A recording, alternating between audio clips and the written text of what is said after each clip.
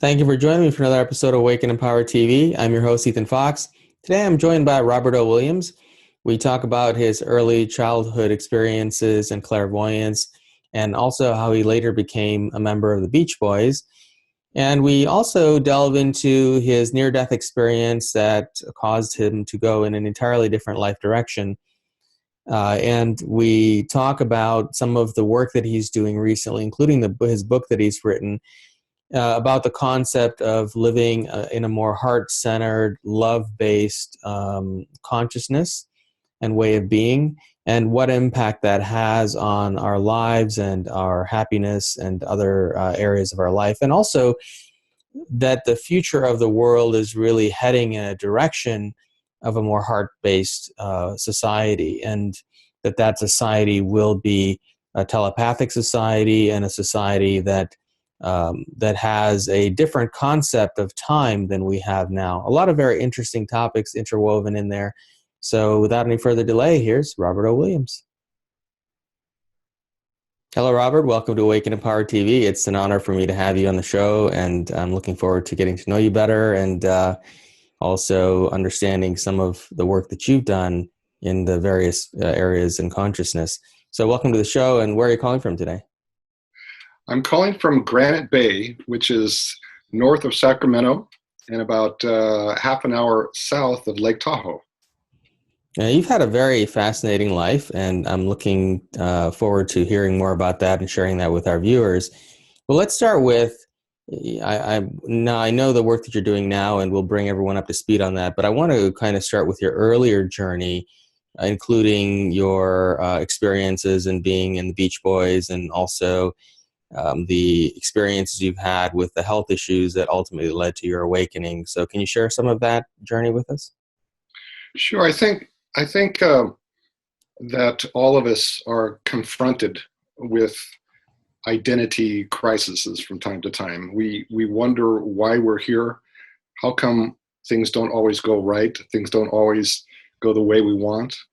And certainly, I think that's a human experience. Maybe there's a few exceptions. So I grew up with a lot of opportunities to confront this idea of purpose, this idea of being a human, being a person in a very radical way. And you mentioned some of the near-death experiences and health issues and so forth. But I want to also say that when I was very young, as far back as I can remember, I remember seeing things that others didn't recognize or didn't claim to see. So I felt odd in that sense. And by other things, I always saw auras around people, or lights and colors. I didn't have words for it. And I also saw things in nature, beings in nature and in tree spirits. So I grew up in that kind of a dual, I suppose, reality where there was human beings and my sister and my family and things that were physical, but always in a conjunction was these subtle things. And after I realized that others didn't see it, see those things, then I kind of began to develop ways in which I could coexist with this oddity. And I think that's what led me to music and led me to understanding that ultimately there is a basis of consciousness that we all are essentially sharing and are essentially utilizing from moment to moment. And the childhood experiences and some of the things I write in my book really is all of our journeys. It's, our stories are all different, but our journeys are about self-realization, self-understanding, and ultimately the profundity of love.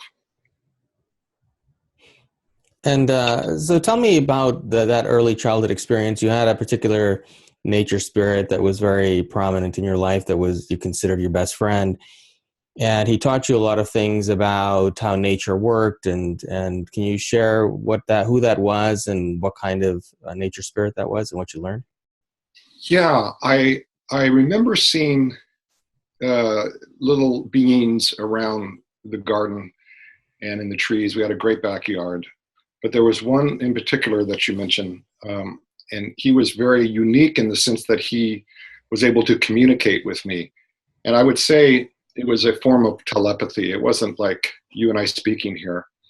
But I'm sure you and I are also telepathically connected, and there's that conjunction as well. We can come back to that if you want. But this particular nature spirit was able to catch my attention. He was bigger and taller than the rest, and communicate with me. And I would say, particularly 9, 10, 11, 12 years old, in those years, when I would go to the backyard, he would take me around and show me particular things that were happening in nature.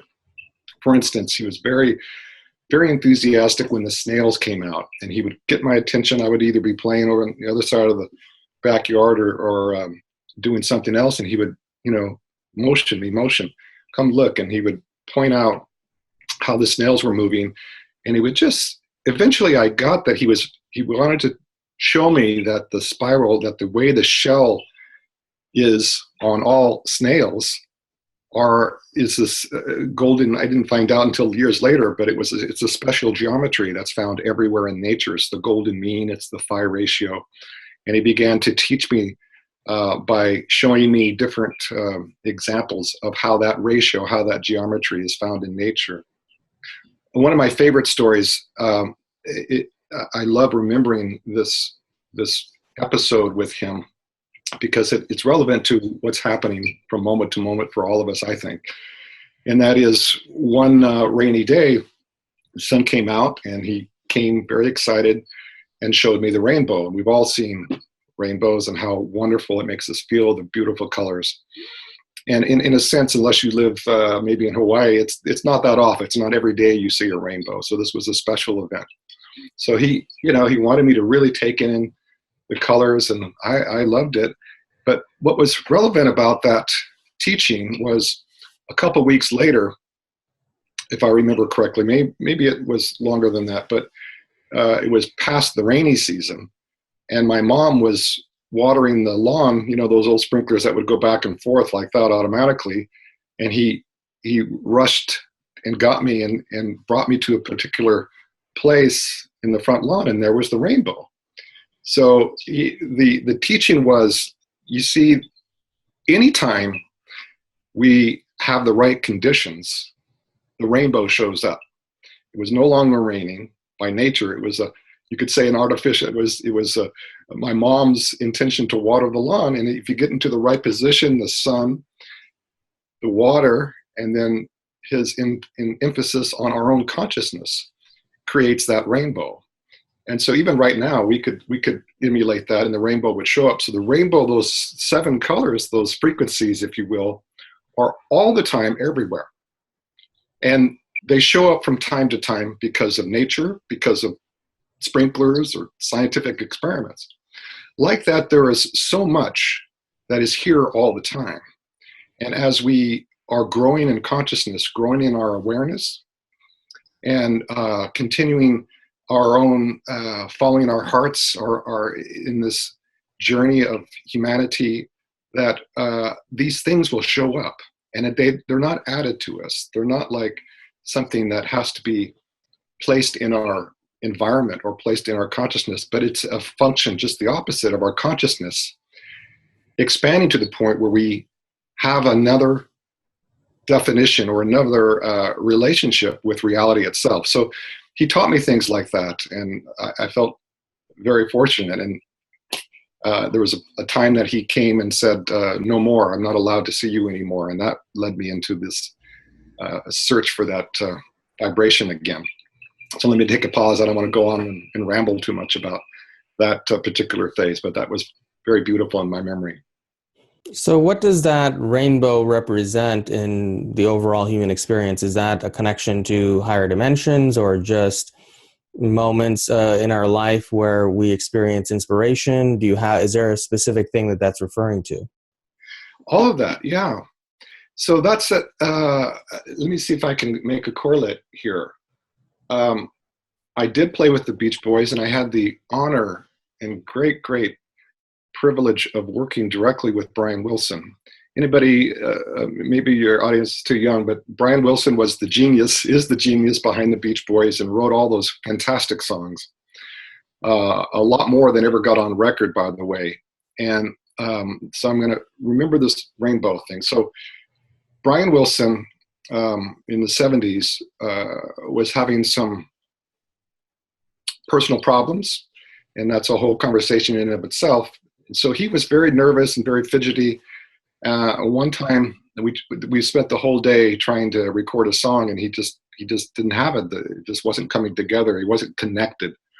So, it happens. Creative people know this. They have writer's block, or something interferes with their connection to their creative potential, I suppose you could say. And so I was just hanging out with him, and it was about 2 a.m, and he says, "Wait a minute, Bob, hold on. Something's coming to me. Something's coming to me." And he sat down and he started to play on the piano this perfectly orchestrated piece of music that was just perfect. And it's not like he had been working on it. He tapped in. He kind of took a pause before he sat down. I sat with him, and he just kind of went into his zone. And the song was there. The song came out, and all the parts. He sang all the parts. Who was going to sing this part? Who was going to play this part? The drum section. Everything was there. Reminded me of the movie Amadeus, where Mozart would see everything at once and then hurriedly write it down. I'm bringing this up. This might be a huge leap in analogy, but that creative place for Brian Wilson was always there. It wasn't that at that particular time in 2 a.m., then that creative inspiration was created. That creative place is always there. And so he just had to get into the right mental and emotional relationship with himself to open up and to realize that creative stream that he's plugged into. And we all have our unique relationships with our higher potential. So yes, the rainbow can be recreated at any moment, and we can also, from time to time,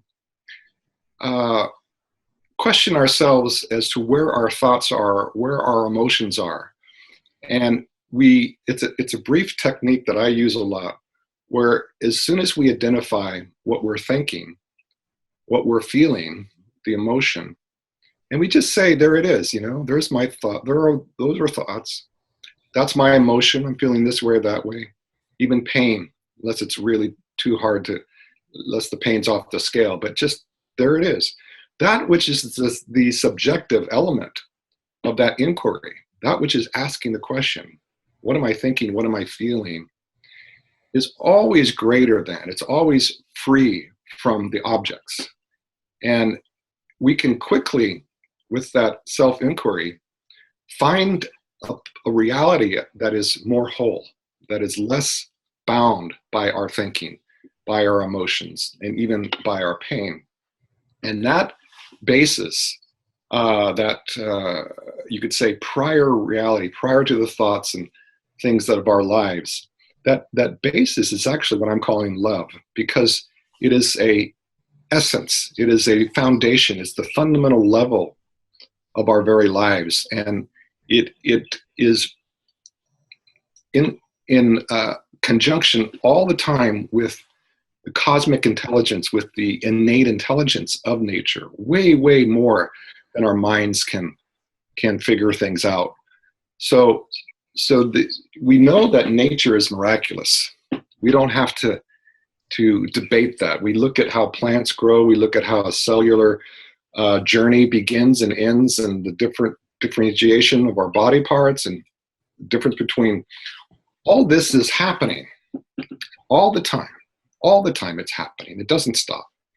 So this is a empirical statement. We all can see the sun going up and down. We know how the earth, there's an intelligence there. Our bodies are part of that intelligence of nature. Every cell in our body was a combination of something from the earth and something from the stars, the light and the physical reality of the earth, the actual minerals and elements of the earth. It's not an esoteric statement. It's reality. And so our relationship with this great intelligence is an opportunity for us to discover what really is reality, what really is love, what really is an opportunity to contribute to this human condition in our own unique way. So that's kind of how I look at these analogies and the rainbows and these people. All of us find ourselves in this zone once in a while, and we know that something magical, something almost even miraculous is happening. We're just in that flow. Eventually, that'll be more often than not, and I believe at some point we'll all be there all the time, and that's where humanity is headed, in my opinion. Are you familiar with the Hungarian psychologist Mihaly Csikszentmihalyi?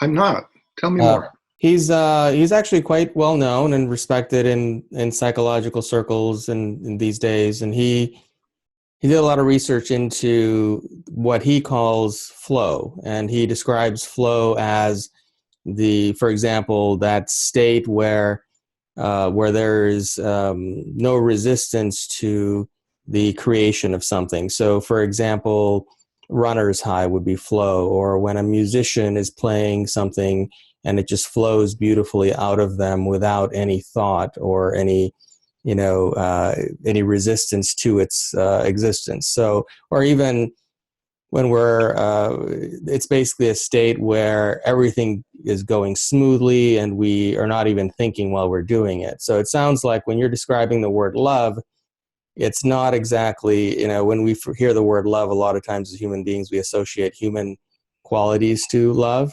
But it sounds like maybe you're describing a state of non-resistance and connection to a higher source. Does that make sense? It certainly makes sense, and I agree with you. That's what's exciting about this time of Earth.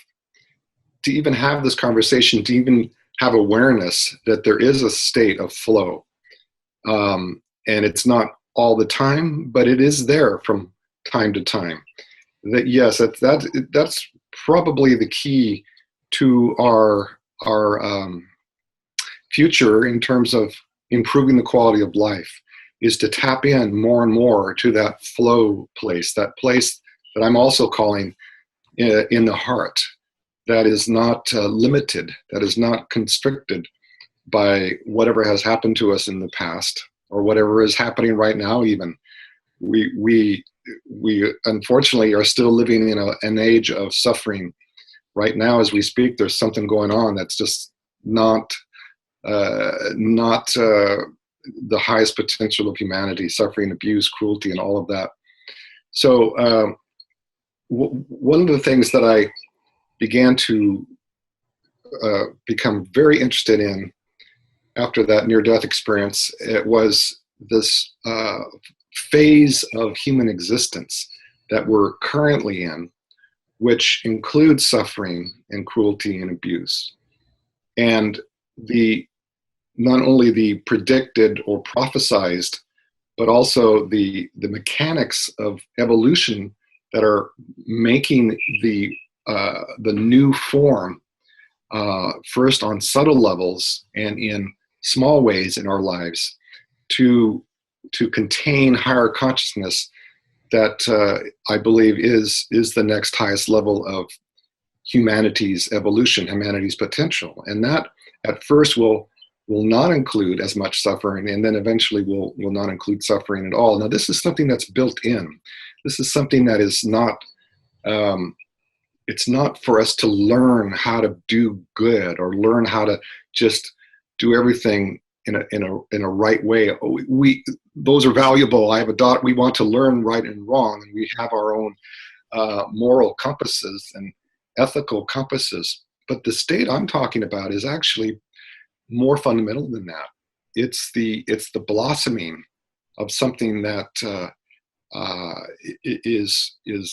has been latent since the beginning of humanity, and there are symptoms of it happening, but there are also inevitable signs and inevitable forces that are leading humanity in that direction.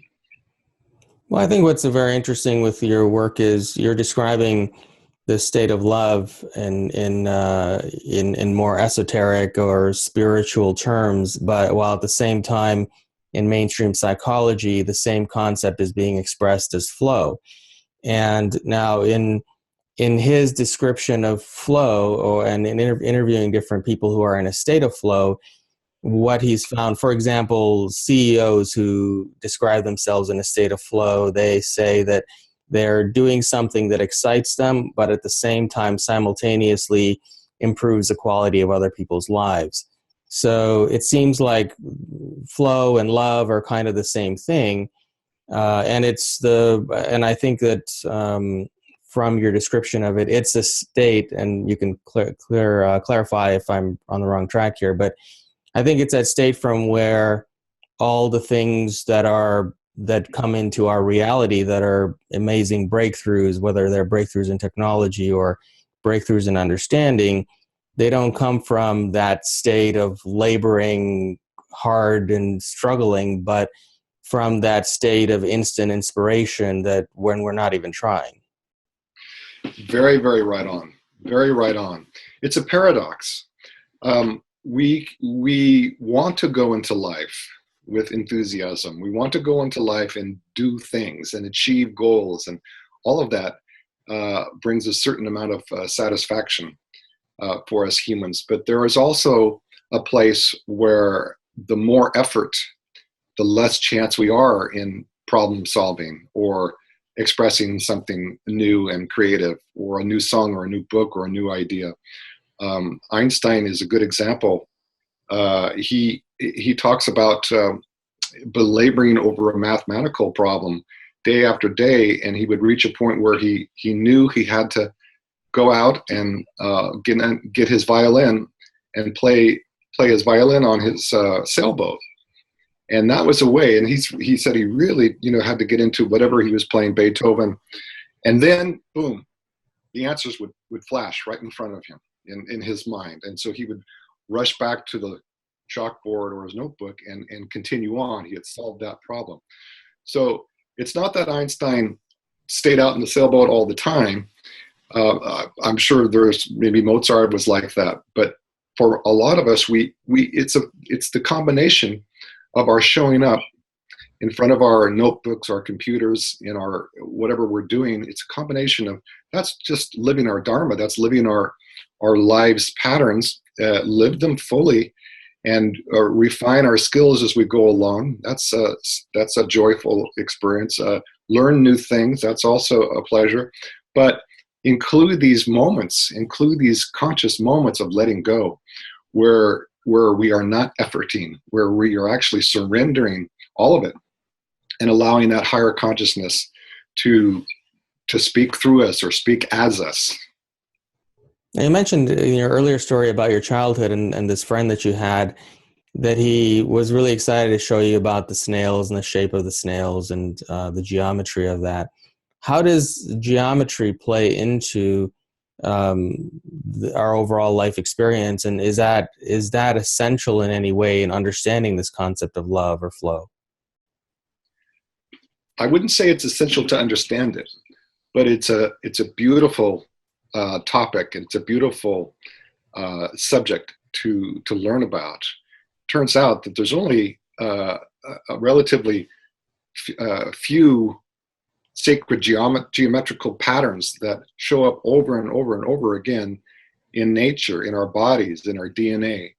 And so the snail's shell, that golden mean, that the relationship between the line and its previous sectors of movement, is the same ratio for our own Milky Way galaxy. It's the same ratio in our own DNA. It's the same ratio, if we look at it linearly, between our heads and our belly buttons. It shows up in so many ways that as you begin to learn about that, it is awe-inspiring. And you know that this can't just be a mass of coincidences and random things happening. There is an intelligence. There are patterns that are geometric, that are mechanical. They're mathematical patterns that continue to show up in our lives. And this is where it really gets fascinating.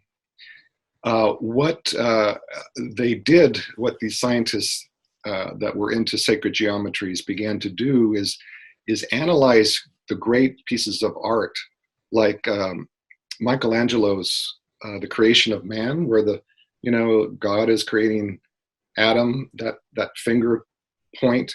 So if you look at the whole piece of art and you begin to analyze the relationships, the geometries, right where God touches Adam is exactly the phi ratio. It's that 1.1618 that is the ratio of the snail's shell.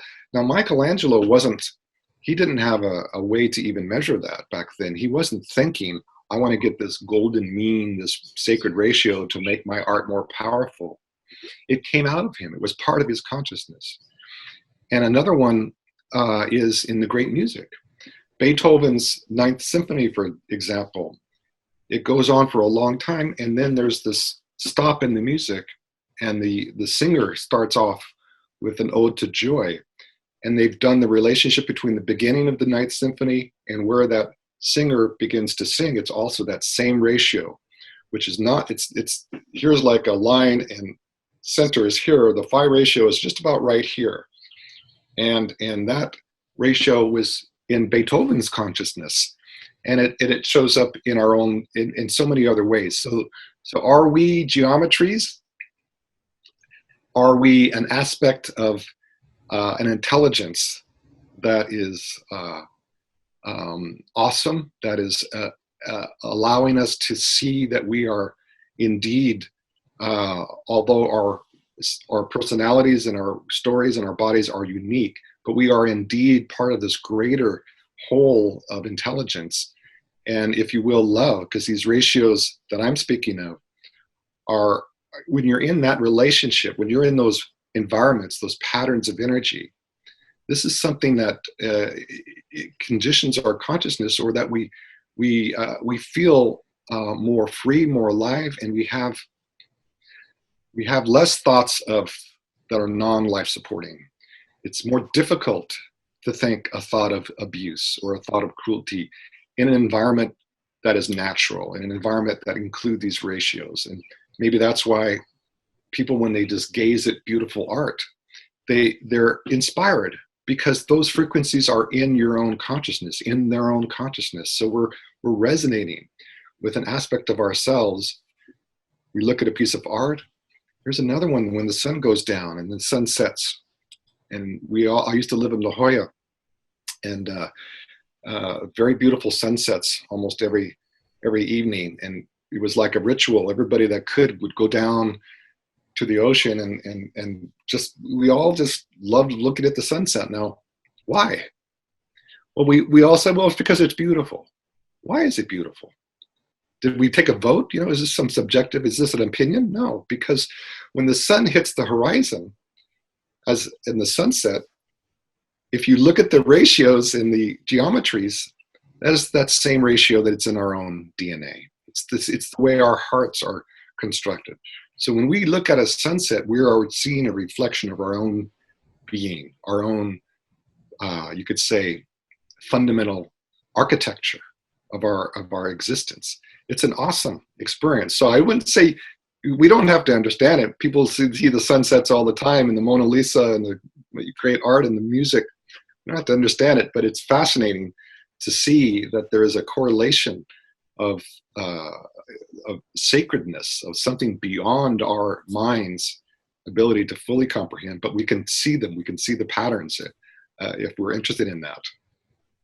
So would you say then that this state of love or flow or being in the zone, or whatever you want to call it, is necessary in order to produce beautiful works of art like you described, or music, or even technological breakthroughs, whatever? Is that state of flow the reason why Michelangelo produced that piece of artwork without even realizing that he had put the phi ratio in there? Art is a fascinating topic in and of itself. Now, because I have had that thought, and what about the art that doesn't contain those ratios? Those also are reflections of our, you could say, the dark side of humanity, our grief, our terror, and our psychological wounds that we all share on some level or another. So when Picasso, I was looking at a lot of his work, when he had those, where it didn't make any sense, the arms would come out here and the head was disproportionate. What he was painting, or what he was expressing in his art, was his own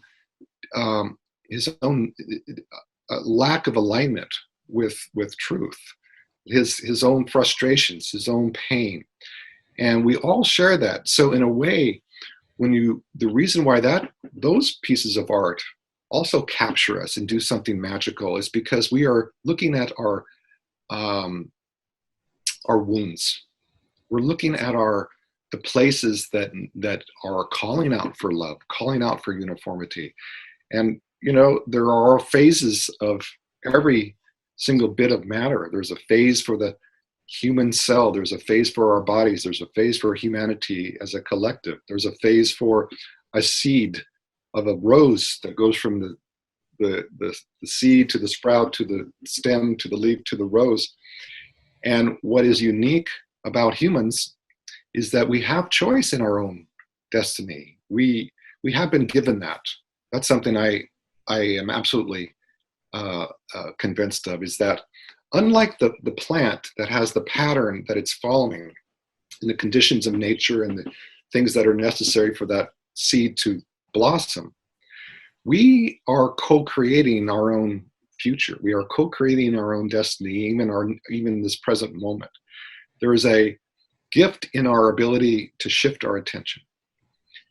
So that means, like right now, our consciousness is I can kind of feel myself here behind my words, behind my gestures, my body, and there's a me-ness, there's an I-ness, right? But if I take a moment, I can actually place that awareness in different parts of my body. That free will, that freedom to place our attention differently, affects our reality.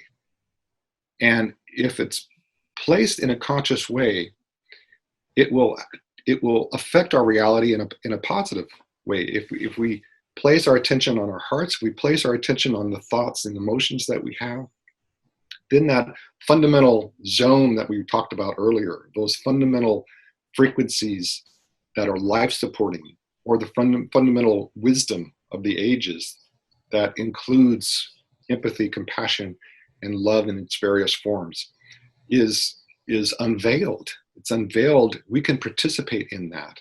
And that is a great, great gift. And that's what's gotten also, because of that free will. There was a phase of humanity that had to learn to protect its children from other tribes, from tigers, to protect our food supply. And so we became very conscious and very alert to threats to our tribe, or threats to the family, threats to the community even. Those were required during those times. However, and this is a whole discussion in and of itself, somewhere along the line, that primal fear of who's going to take my food away, or who's going to harm my children or me, has taken a life of its own that's not relevant to the reality. So we have in our current state a primal fear of the other. We have a fear of that somebody's going to take something from us. Somebody is going to threaten. Now, having said that, sometimes that is the case. I have a 12-year-old daughter, and I make sure she stays out of the road. There's dangerous things that we have to be aware of and participate in protecting and preserving our lives and so forth. But when it goes to the point of, it becomes the frequency of our thought patterns and our daily modes of activity, then it becomes dangerous, because we are now approaching the other, another person, another opinion, another community, another country, another concept, with fear. we're approaching that relationship with fear. And that will then activate fear in the other, and it gets a bit complicated, and then things happen that are not part of this divine potential, that are not part of this higher aspect of humanity. So we're in that transition right now. We have our pain and so back to the art, to be able to identify and see that we are disconnected from parts of ourselves, and that was a phase, it is a phase, but we're growing out of it, and we are being shown from time to time, and more often these days, that love is greater than our fear-based selves. And that's showing up in every day in your show, on your show with your guests, as an example. It's showing up for the women these days that are saying no to abuse. It's showing up that we are now empowered with wisdom from our hearts that have either been shut down because of fear of self or fear of the other, or haven't had a proper place in society because of all kinds of things that have been indoctrinated in our culture. So this is a good sign that right now the women are saying no to abuse, and men and women are both saying no to abuse, no to cruelty, no to unnecessary killing, and so forth. These are the symptoms of a new age coming. So essentially the things we create, like, for example, the music or the art that you mentioned earlier, are contain our own consciousness, or our projection of our own consciousness. And at least that's what I'm understanding. So in that sense, if we were to look at Michelangelo's artwork that was inspired from this state of love or flow, or being in the zone, then is it possible that looking at that art will help to create that state of love within us by experiencing it, versus a piece of art that was created from a state of suffering? That's a great question, and I think the answer is yes. So, like this mandala behind me is a very, very ancient mandala, and it has ratios of energy that have been written about in the Vedas, and also have been found in all the indigenous religions.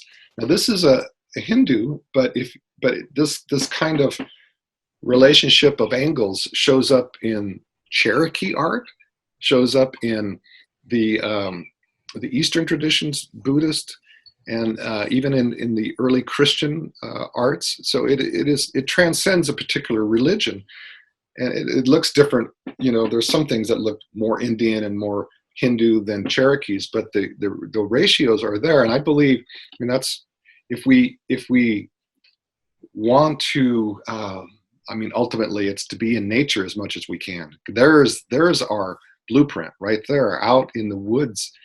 And we look at, I live here in a great place, much like my childhood, a wonderful backyard. My daughter and I would go out and we walk down, and just to be in that environment, our stress goes down. Our problems of life seem less.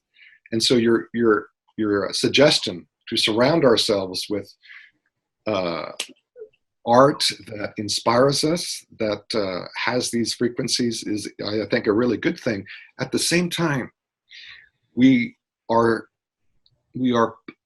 crying out for help too. And there are parts of ourselves that are not comfortable in those environments, these natural environments. And that's where conscious love can be relevant, to embrace those parts of ourselves that are in pain, that have lost loved ones, that have felt that we have been forsaken. Those are also relevant to our whole, to the whole of life. And so in suggesting that we surround ourselves with art that has those geometries, scenes from nature like this, or mandalas like this, and music, we'll feel it. Sometimes we want to look at those dark sides of ourselves, and we want to go there from love. We want to be able to hold the crying children inside of ourselves. That's a great example.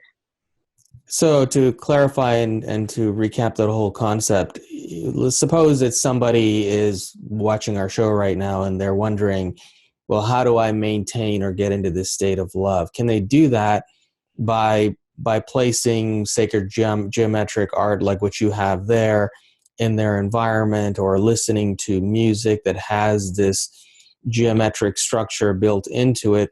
Can that bring about or help to maintain or even strengthen their ability to connect to this state of love? Yes, even more powerful is to take moments during the day, between thoughts, between our busy lives. And these moments will show up automatically if we're alert for them, if we're alert to them. So it's the space between, and in those moments, become aware. What am I thinking? What am I feeling? Just that question, just that presence of consciousness, that presence of being, opens up not only the geometries that we can see physically, but more importantly, those subtle, those things that we cannot see but are so much more powerful than what we can see. That subtle area that is around and inside of each of our cells, it's called the biofield. It's called sometimes just life force or chi. If we ask ourselves what's happening, the only way to go into that untapped reservoir, that infinite reservoir of love, is to set aside the mind just for a moment. Set aside our reactivities and our resistances to something, or our attachments to something else. These are usually mental and usually emotional programs and patterns. But the heart knows how to be beyond thought. It knows how to be beyond emotion. And the heart, like a mother to its child, also has power. It has intelligence of love. Not love with a particular goal. That's also as part of a human, we have that. But as love as a state of consciousness. So I grew up clairvoyant, as I mentioned earlier, and I began to, whenever I saw unconditional love, and in the early days, the only time I ever saw it was a mother and her newborn, or her mother and her infant. It was its particular beautiful gold aura, the gold light. And parents know, or we can see when a mother particularly holds a crying child, she's not thinking. Maybe the thoughts are way in the background, but at first she just holds the child. She holds the child to her heart. And so that's, of course she does. Where else would she hold it? Well, there's really no mental explanation for that. I mean, you could, how about this or that part, but the heart has that love, that frequency, that field that immediately is a healing field, a comforting field, a place of home that is safe and provides our own ability to heal up. So the child is comforted by mother's unconditional love. And then the mind can kick in. Okay, time for a feeding, time for change the diaper, whatever it is. But if you do those things without love, then it limits what we can. It limits the consequences or the effectiveness of our actions. We go to that love first, and then our actions become carrier waves, or become ways in which that love can exchange, not only from ourselves to our children, but to ourselves from our own inner children, and each other as fellow human beings. Does that make sense, Ethan? Yes, and you're referring to this, so you're talking about the space between thoughts. Now, are you referring essentially to like the purpose of meditation essentially is to focus on that space between thoughts? I know you have a lot of earlier experience with transcendental meditation, right? Right, and the reason, and I've tried just about every meditation technique out there, and the ones that The reason why I like TM, and there are others too, is that the way you meditate, the way that you do transcendental meditation, is not by focusing, not by concentrating. You actually close your eyes, and you just, the instruction is you don't do anything for about a minute or half a minute. You close your eyes and you notice that thoughts will come, or you notice that there's a pain or a sensation here and there, or you just notice. And so after you realize that the thoughts came without effort, the senses are registering environmental activities without effort, then with that same quality of effortlessness, you just present the mantra with that same effortless. You don't try to repeat the mantra or hold on to it or focus or concentrate. Those are other techniques. You actually liberate the mind and our constricted, contracted patterns to love or to freedom, because those patterns and this takes effort to do this. This is another one, to even go like this and hold my fist. If I was fighting, if I was protecting my daughter or myself, I would do this, right? There's a place for that. But if I continue to hold it, I would get tired. It takes effort, and pretty soon I would have something wrong with my hand, because this is the natural position of the hands, the relaxed state, effortless, and metaphysically, light comes in and out like that. And so there are actual physical positions of our body and postures that are less strenuous and take less effort. And meditation allows that experience of effortless being. As we get used to that, and we can identify that when that shows up from time to time. And yes, that is the doorway for all kinds of epiphanies, breakthroughs, creative inspirations, and healing and life force. And it's the doorway to a lot more than what we can analytically come up with. Is there a significance to the mantras that you were using, or just mantras in general, like a lot of ancient Sanskrit mantras that are used? Do they possess a certain geometric quality that stimulates that state of higher consciousness or love? Beautiful question. The mantras, for transcendental meditation, come from that source. And the idea is that you don't want to have a mantra that has a meaning to it, because then it keeps reminding the mind of, even if it's a good meaning like love or kindness. We keep saying kindness, kindness, kindness. It's comfortable. We like thinking about kindness and compassion, but we're still engaged mentally. We haven't transcended the mind if there's a meaning to the mantra. So my answer in this type of meditation, the most important quality of the mantra is to not associate a meaning to it. So Maharishi Mahesh Yogi picked these certain sounds. Now, if you do research, there are meanings, and they're very ancient. They're having to do with higher states of consciousness and aspects of beingness. But after I learned that, I realized if I start thinking that while I'm saying my mantra, then I'm missing the technique. I'm missing the point. So and we can have mantras that have meaning, and we can refine our mental patterning. And so I'm not saying yes or no. I'm just qualifying one versus the other. There's time and places for each kind of technique, with meaning, without meaning. You mentioned early on about how your communication with your childhood friend was telepathic and not through words. Now, do you think that there's any connection between a more heart-centered way of being and the ability to be telepathic? So the direction I'm going with that is, are we headed into a future where primarily our way of communicating will become more telepathic, but the precursor to that has to be that we have to first evolve into a more heart-centered consciousness or civilization? Beautifully said, Ethan. I couldn't agree with you more. So I'll put my 2 cents into what you just said.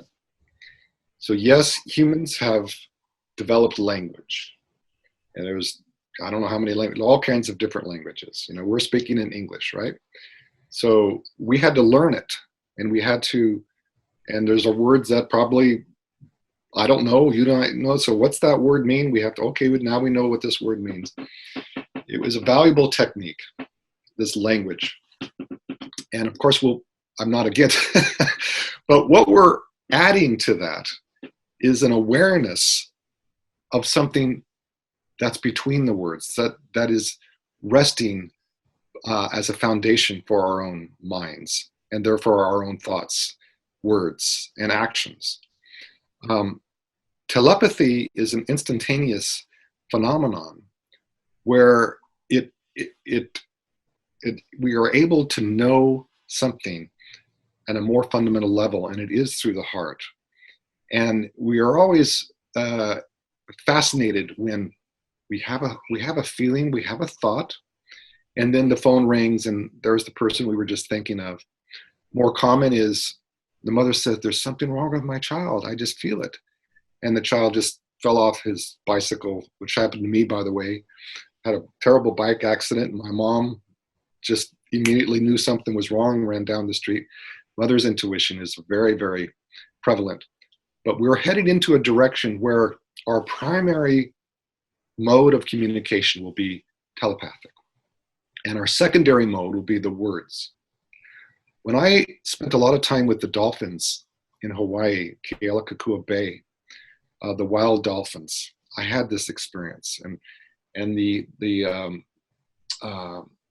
scientists have been trying to figure out how dolphins communicate. And because they've seen that there's communication, the dolphin will make its little chirps and sounds, and there's a response. And so they've observed this so many times that they know that somehow the dolphins are communicating. They're trying to figure out the language, but these twerps, and you know, if you ever heard dolphins, it's just these fascinating little beeps and squeaks and stuff.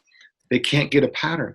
What I experienced was that they are what we're talking about. They are communicating primarily through their telepathy, through the unspoken telepathic vehicle. And their sounds are secondary, kind of like spices. Their sounds are secondary. Here, our voices are primary, but we have our telepathy, our hearts that are communicating as well. So I think you're right. We're at that tipping point where we'll be able to say less and understand more because of that ability. It seems, and I think you talk about how everything is in cycles, and it seems to me if we go far enough back in ancient history, a lot of things weren't written down. There isn't really a lot of written words or language, and some of the earlier forms of written language are more visual in nature, like hieroglyphics. So it seems to me that we, at a certain point, had a more telepathic society or civilization, which evolved into telepathic plus sounds or mantras, which eventually evolved into our more intellectual, left-brained, non-visual language. And now we're kind of going the other direction again. So the cycle is sort of repeating itself. Has that been your observation? Yeah, most definitely. Most definitely. So that there, like I said earlier, those are the signs that we are evolving in the right direction. And I also, I want to point out that one of my good friends, Professor Dean Radin at the International IONS is I can't, for some reason I'm spacing out, it's IONS in Petaluma, International Organization for Noetic Sciences, IONS, sorry, but Dr. Radin has been able to, with random number generators that are positioned throughout the world, when major events happen, so fascinating, when major events happen with a lot of people with their attention on one or something that's happened, there is a subtle energetic influence that is picked up by these machines. And so he's gone back, for instance, on 9/11, terrible tragedy there. You know, it was traveling like this. The generators are just picking up on ambient noise in our Earth system here. Ambient noise is always going like this, and then right prior to 9/11 and during 9/11, there was a huge spike. This happens even with major events like the OJ trial. So our thoughts individually have power. They're forms, they have energy. When we combine those thoughts with others that are thinking similar or in that same vibration, the same quality. This happens at concerts, by the way. At the Beach Boys, when everybody was in that flow, it doesn't matter, Beach Boys, that was my experience, but you go to a concert and you're in that zone and nobody's thinking me versus that other person or my opinion versus that other person. We're all in this music. We're all swaying together. We're all with our phones. There's a collective phenomenon that is so much more than the additive, like 1 + 2 + 3 + 4. It's a logarithmic. It's a quantum shift that can occur when we are resonating with others of like, in that same frequency, of a similar or like frequency. So Dean Radin has tracked this. It's a real thing. We can affect each other on a global scale as we start with ourselves, as we raise our own vibration with these techniques and natural environments, as we spoke of. We can join with others that are doing that same thing, and eventually there'll be a tipping point. That's all that nature needs, is just a certain small quantity of coherence for the majority of the system, whatever it's being influenced, and ultimately it will be the human system, the collective consciousness of humanity will be affected. And that's why you're doing your work. That's why we intuitively know this. We feel it. We feel that the potential for humanity has not been met, especially with cruelty, suffering, and killing. And we raise the vibration. That is our natural state. Those that have been wounded and are fighting their grief and their trauma and their terror, they will feel more love in a global sense. It's happening even now.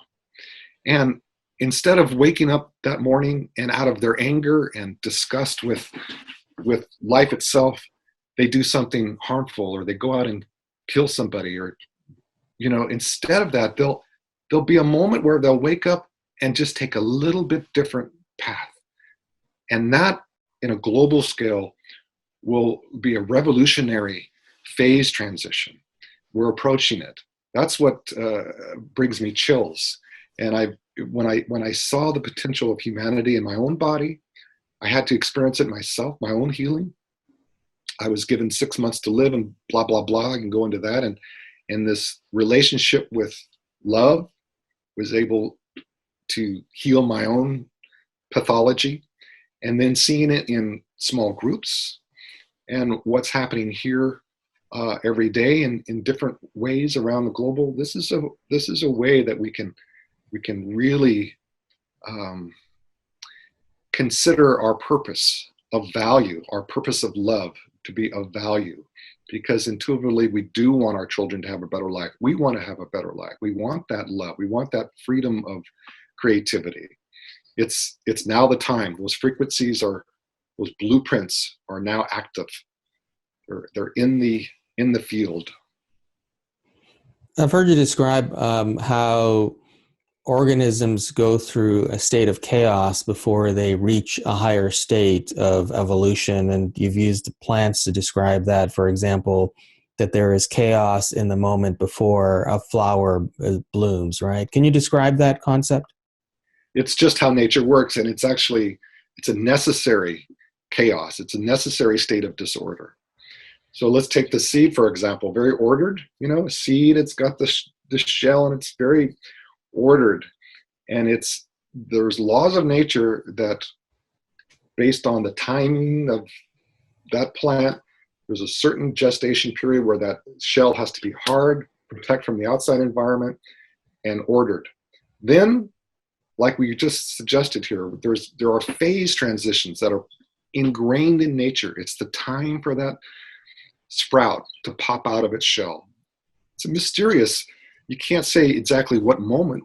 No scientist has ever been able to predict exactly the second when that seed will break open, but it does. And sometimes it doesn't. So there's that mysterious intelligence. But when it does, it becomes very disordered. Now the shell or the seed shell is not coherent. It's disordered. It goes back to the earth. Now the coherence is in the sprout. And then the sprout maintains its coherence for a long time. It's growing up. It hits the outside of the top of the earth. And then it has another phase transition. The cells itself become disordered. And if you were just looking at it microscopically and not knowing the path of this plant, you'd say, uh-oh, something's really wrong here, because now the cells some of them are dying. They're going down the side of the stem. They're not ordered. This is not an analogy. This really happens. The cells become disordered, and then the leaf comes out of that. The disorder is then followed by another ordered expression of that seed, the sprout. And then before the blossoming, before the flower, which is the complete change of all the previous states, that's preceded by the greatest amount of chaos and the greatest amount of disorder. So this is a law of nature that whenever there is a shift of reality, a shift of definition, of a phase transition of an expression of potential, there has to be a breaking down of the previous state. And that's where the disorder and chaos comes in. That doesn't mean, and the best way for a gardener, let's say, is to just nourish that process, get out of the way, because nature knows how to do this. If we try to get involved with holding things the way they were, particularly, then sometimes that's inhibiting these natural laws of transformation. Is this in any way similar to how in the study of cymatics, when they use a particular tone then into, say, sand or some sort of liquid, it produces a certain pattern, but as they raise the frequency of the tone, there is a moment of disorder that occurs as the shape and the geometric shape evolves to a more complex one? If anybody wants to see something so fascinating, it's what you just mentioned, cymatics. And so it's CEM, I think. CYMA. Okay, see what? Google it, because talking about sacred geometries. So here's a vibration, a sound that creates these sacred vibrations, the sacred geometries. You see it. And then as the vibrations increase, there's a breaking down of that form like this and a construction of a new form. And you'll see it right before your eyes. That's exactly what nature does. And it's, on some level, it's obvious. There has to be a gap that is traversed, that contains something of a higher potential but hasn't been expressed yet. That's that leap of faith that we all are confronted with every once in a while. That's the trust in the universe, the trust in this amazing intelligence that our next highest level will have a higher state of order, a higher expression. Now, is that possibly in any way relatable to what's happening globally right now? For example, with the 9/11 random number generators, you're describing how there was this huge effect on the global consciousness that was present in the data from the generators, that maybe the events at the World Trade Center were a necessary period of chaos or stimulation of a chaotic period in order for us to evolve to a higher state of complexity? I will say that holistically, looking at the whole thing happening, the answer is yes. Looking at it microscopically, I would say no. I don't think it had to be the World Trade Center and so forth, but the breaking down of constriction, of the contracted separate consciousness, or the moving that compartmentalized thinking into into a more whole reality will take some jarring adjustments. And in no way am I justifying death and bad things. In fact, the more we can participate in our own awakening, in our own blossoming of consciousness with love, as we have been talking about, the less, you could say, the less turbulence along the way will be required.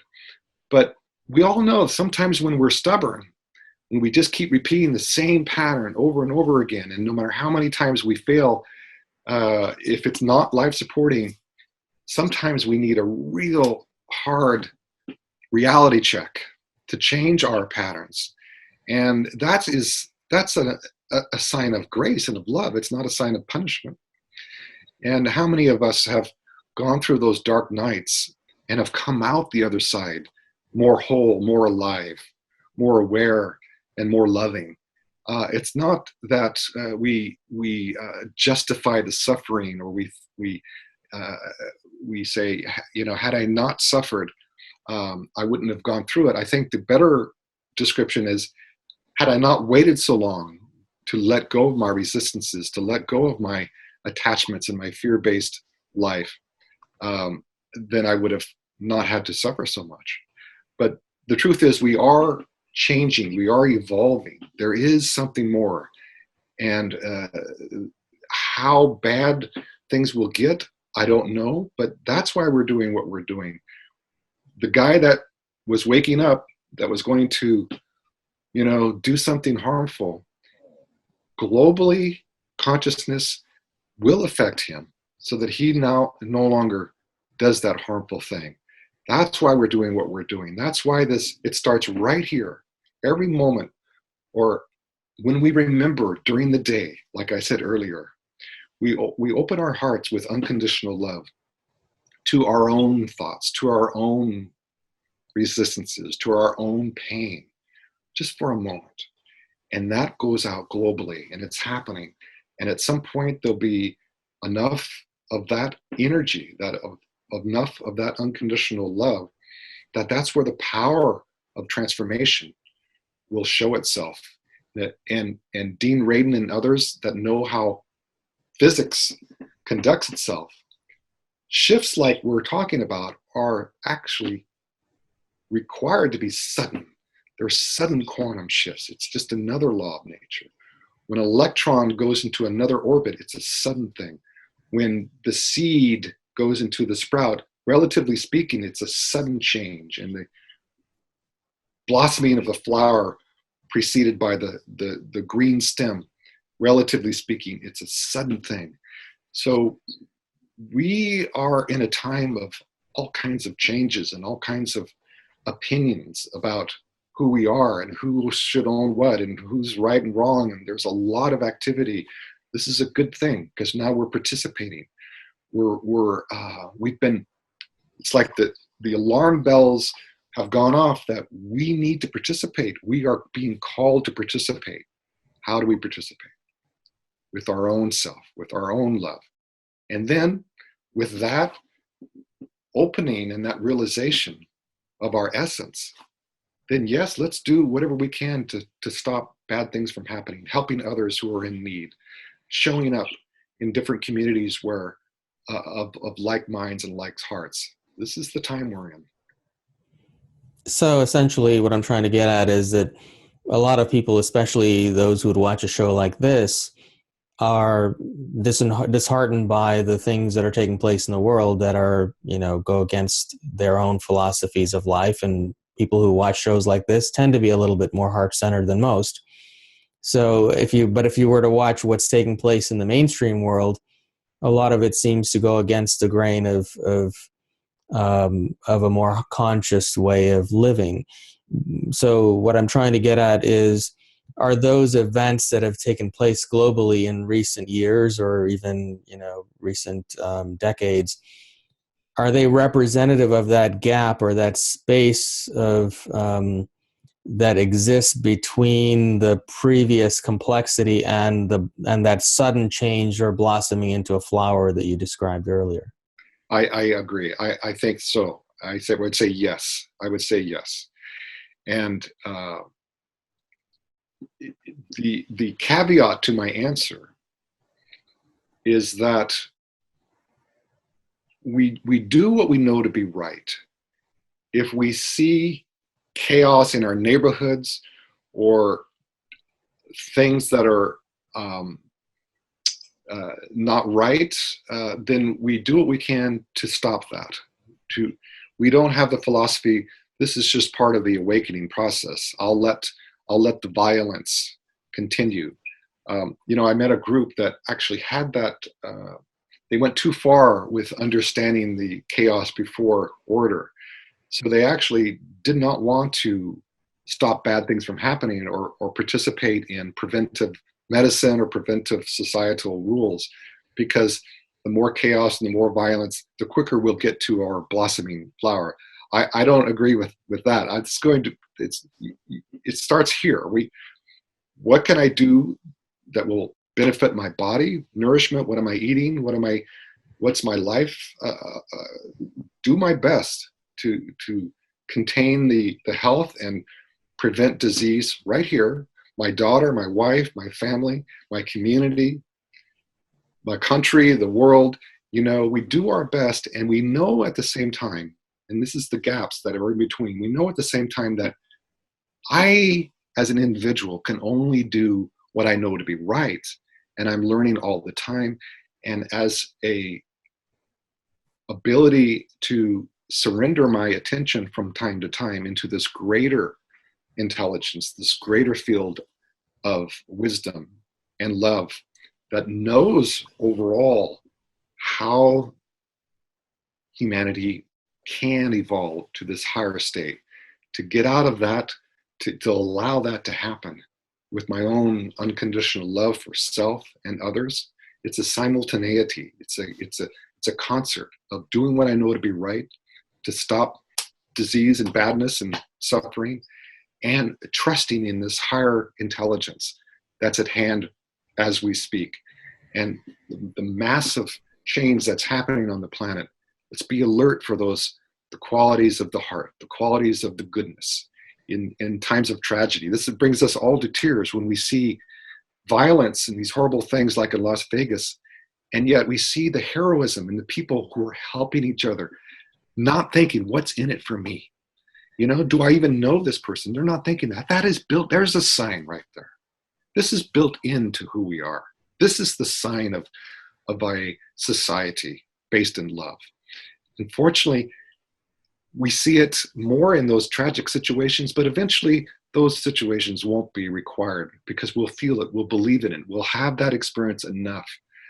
The golden rule, for instance, will be not a concept, a philosophy, but a real experience. And when I was looking at that love, I mentioned the gold light between the mother and her child.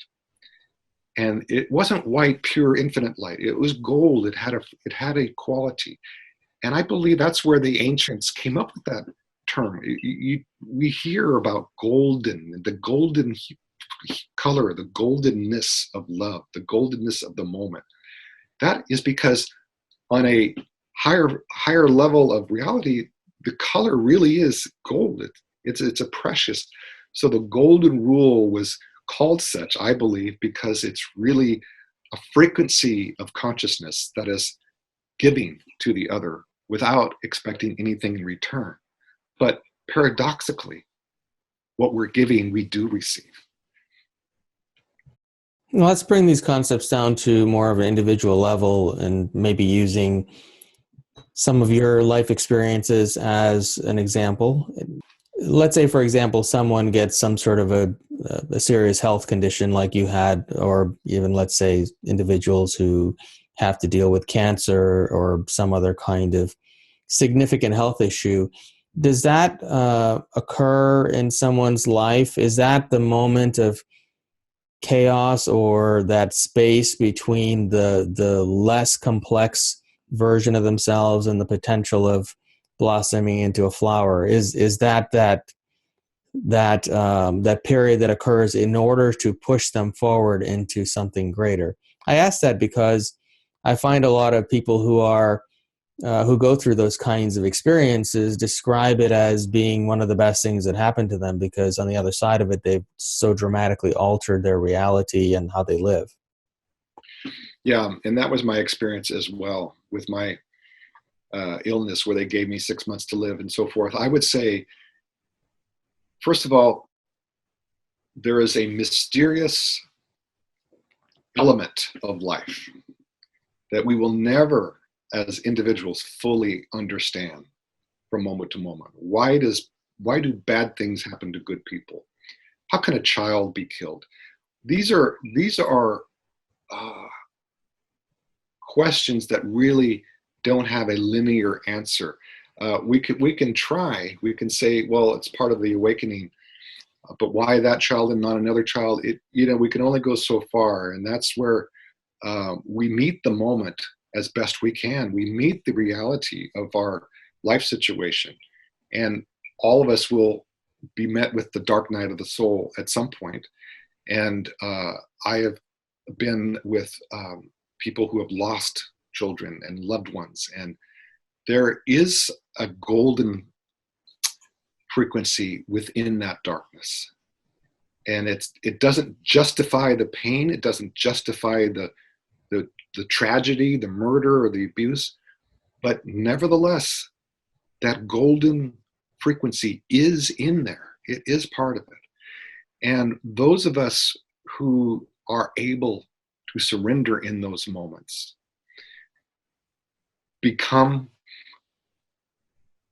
you could say, we are allowing that golden love to show itself in the midst of our pain, in the midst of our grief, in the midst of our horror. It is there. It is, it is something that is awesome. It is something that is sometimes unspeakable, because how can somebody go through that and justify it? At the same time, it is real. It is a reality. And I've spoken with people who have gone through it, and even some that have survived the Holocaust and horrible things that we don't like to even think about. And they have a light, they have something that has been activated in their process that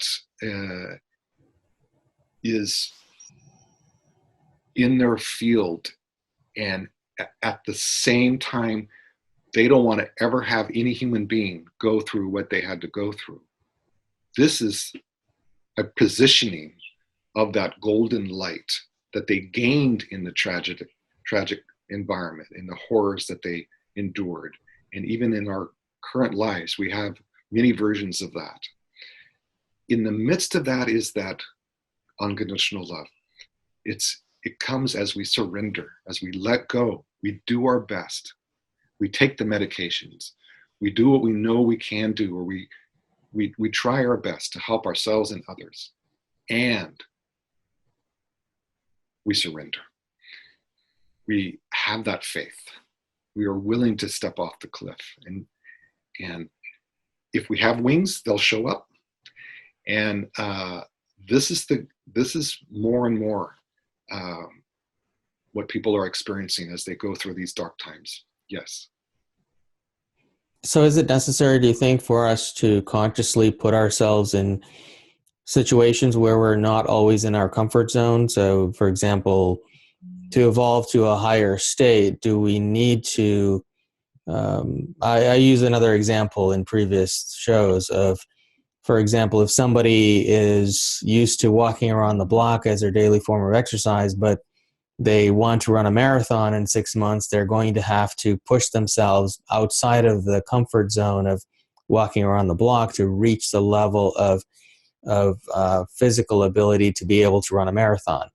Is it necessary, do you think, for us to consciously push ourselves to the next level of achievement in whatever area of our lives in order to continue to evolve and to remain in that higher state, or to continue to evolve to higher states of development? Well, it depends on what you want to do. And if you want to run a marathon and you've only been walking, definitely any athlete or a sports person, or we know we have to push ourselves. We know we have to find our boundary and go just a little bit further, even in yoga, even in simple things. That is how we can strengthen our physical selves, our muscles, and our endurance, and all the things that go along with that, and our mental and emotional psychics. That is required, yes. But I want to also say that our dark nights don't need to be sought. They will come to us. They will come to us. And it is when they come, then it's time. Those are the opportunities to remember these concepts, and to remember the power of surrender, the power of love. We don't know when they're going to come.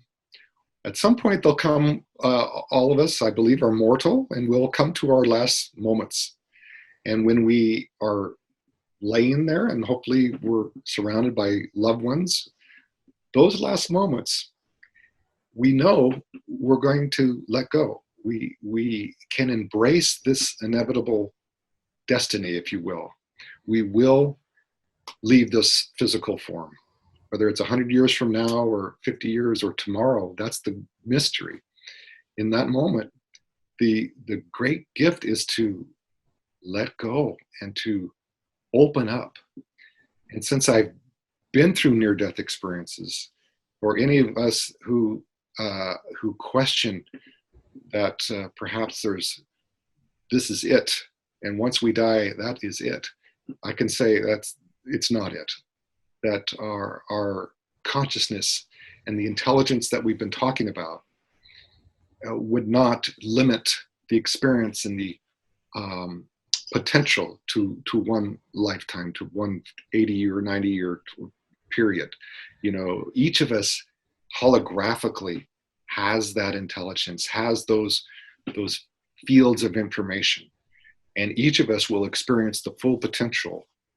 The full potential. That is our gift, either in this lifetime or in other lifetimes. But let's focus on this lifetime, because the signs are abundant. And as we reorganize our patterns, now you mentioned something that I also want to speak to.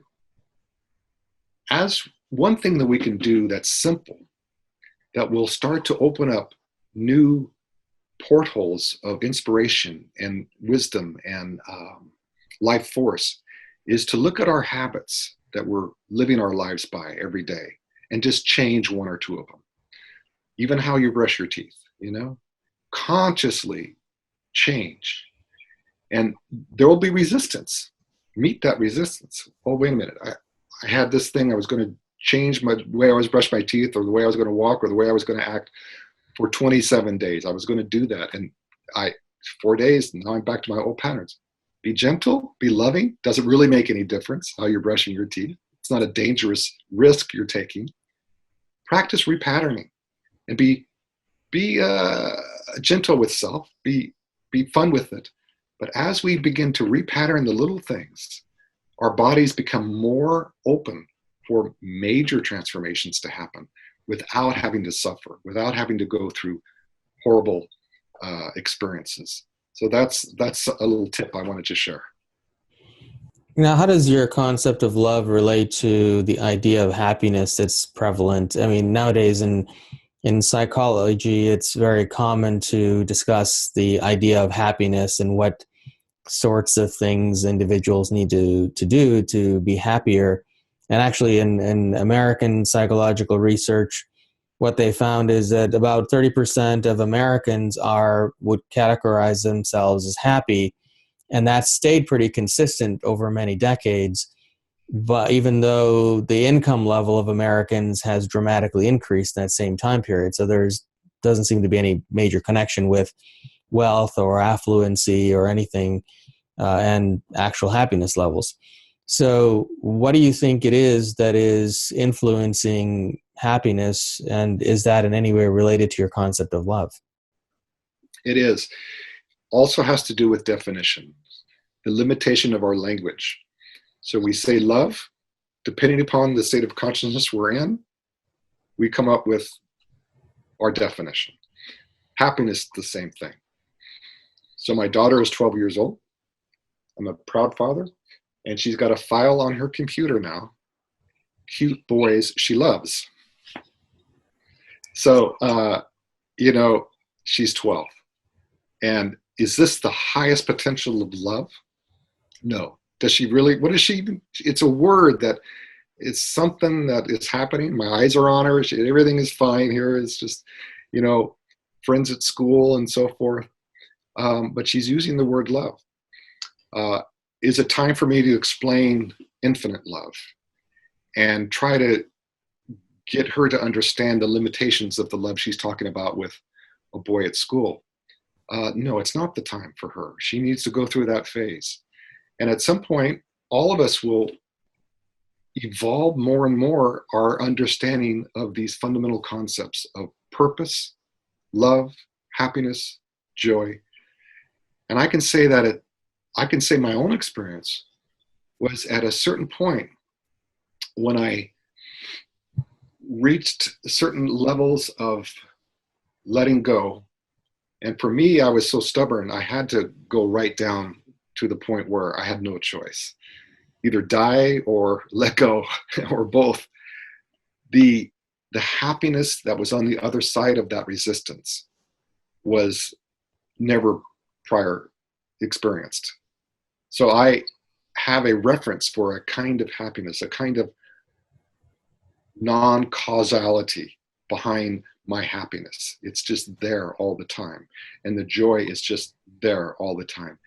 It is similar to a parent's love for their children. They don't have to remember it. It's child love. And eventually it is, I'm awake and I love you. I'm awake and I love. I'm awake and I'm happy. And the happiness it's a quality of my consciousness. Because I am awake, because I am alive, I'm breathing, I'm not thinking, oh, I should be happy. That's another phase. I just am spontaneously happy. I'm also spontaneously, to confess, sad a lot of the times, or depressed. And when I'm depressed, I identify it, and I allow that depression to take its course, to go through my body, to express itself perhaps. And then the happiness reappears. So in a sense, the happiness that we're talking about, the love we're talking about, will become an all-time reality. We're not there yet as a collective. A few of us are. We have to be willing to allow a greater definition to supplant or to add to our current definition of happiness and love. So you're referring to love without causality, or love more as a state of being versus a state of having certain things in our lives that cause that. But you've also referenced a lot of times the importance of purpose in one's happiness or that state of love. So does purpose come out of the state of being in love, or does it in some way stimulate or cause love? Ultimately, our purpose is to realize love in all conditions. I believe that. Ultimately, our purpose is to live as love in all conditions, in all states of consciousness, all of our cycles of the day and cycles of our dream state, sleep state, waking state. Along the way, we have our individual unique qualities, our unique gifts, our uniqueness. And those unique qualities have certain frequencies of energy that are more comfortable doing something compared to something else. So there's our individual purposes. So it's a feedback system. As I remember and reconnect with the ultimate purpose, which is love in the midst of all the current conditions, then what am I drawn to do? What do I want to do in this moment? So those are individual for me and you and your listeners. Those are individual purposes. And we get feedback. What's the feedback we look for? We know we're doing what we came here to do. And we don't always get to do that, of course. And sometimes we find ourselves in situations where we're just angry because we feel our purpose is not being fulfilled.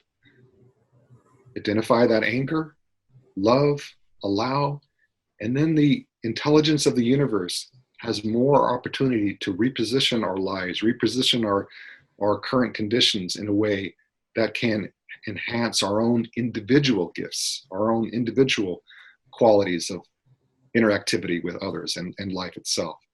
Does that make sense? Yes, and I was asking that question because in psychological research anyway, what they found is that the happiest people in the world are those who have they feel like they have close personal relationships, like a romantic partner, children, and they also have a sense of life mission and purpose. And those two qualities are characteristics that they would describe as what causes their happiness. So is there any connection there, I guess, is what I was getting at. Yeah, both and. I have met real yogis in the Himalayas that are just all alone, and they're out there in the cave, and they seem to me completely content. That's their purpose. And I've met people with all kinds of things, wealth beyond any thing that I've met people with all kinds of abundance of wealth and achievement and good health that haven't found their purpose. So it is something that we refer to our hearts. If the person that has material wealth and hasn't found the happiness like we were talking about, then this is an opportunity for that person to begin to explore what's going on internally, what's going on, what needs love. Love wants to go to where it's not. This is the law of love.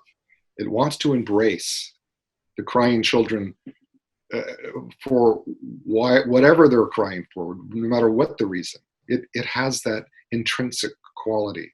So if we don't feel like we found our purpose, be loving with that frustration. Allow the frustration, allow the angst, allow the anger. And paradoxically, as we accept our current situation with that acceptance, that's unconditional love, right? As we accept that current condition, that job we don't like, we're more likely to find our way out of it more quickly. Just how nature works. Well, I'd like to change subjects now and talk about the work you're doing with the quantum code and sympathetic resonance technology. Can you explain what that is and what that entails? I mentioned these sacred geometries.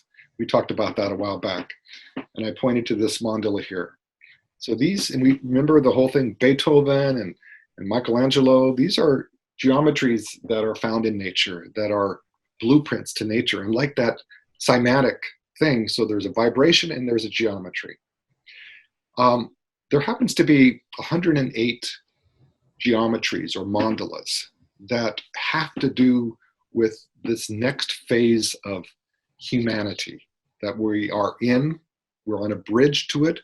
Part of us are there, part of us are not. I don't know if I said that grammatically correct, but I think you know what I mean.